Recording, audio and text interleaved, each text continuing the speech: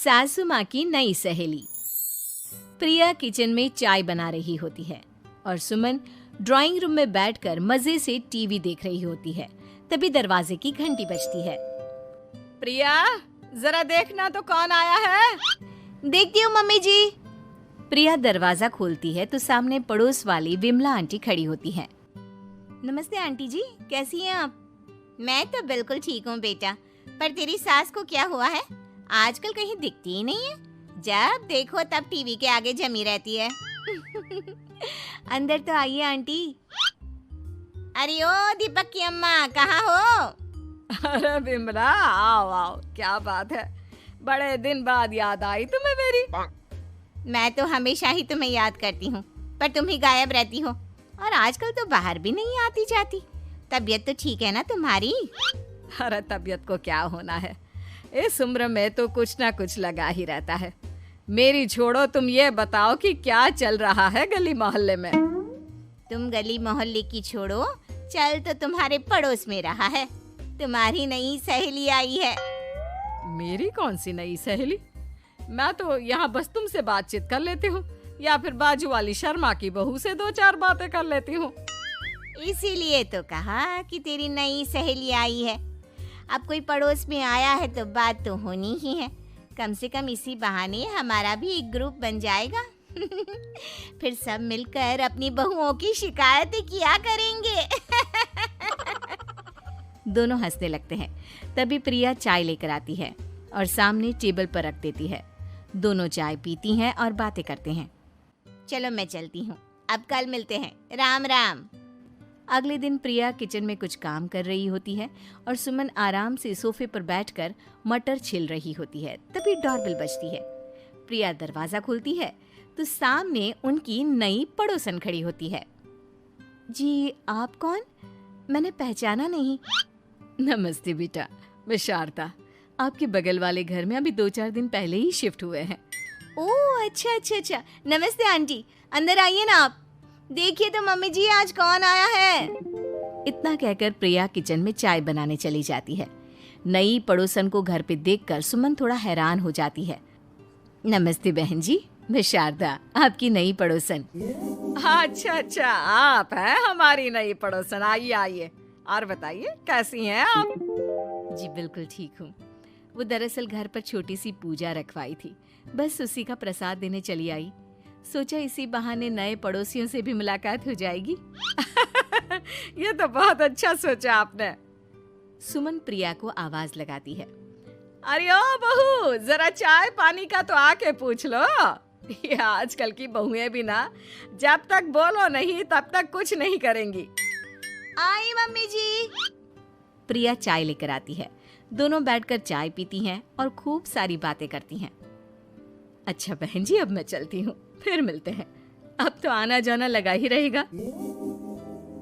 शारदा के जाने के बाद प्रिया किचन से बाहर आती है। क्या बात है मम्मी जी, आप दोनों को देखकर तो लगा ही नहीं कि पहली बार मिल रही हो। आप दोनों तो बिल्कुल बिछड़ी हुई सहेलियों की तरह बातें कर रही थी।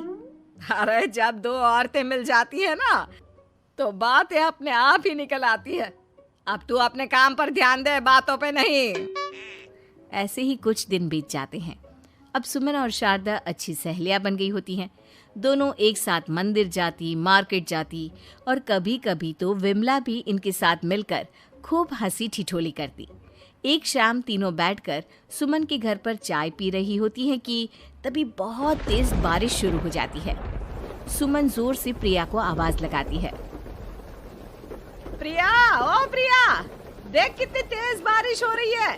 जाके छत से सारे कपड़े ले आ, नहीं तो सब भीग जाएंगे। सुमन 2 बार आवाज लगाती है लेकिन प्रिया का कोई जवाब नहीं आता।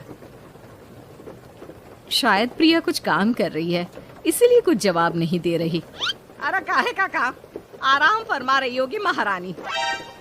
तभी प्रिया बीमार हालत में अपने कमरे से बाहर निकलती है।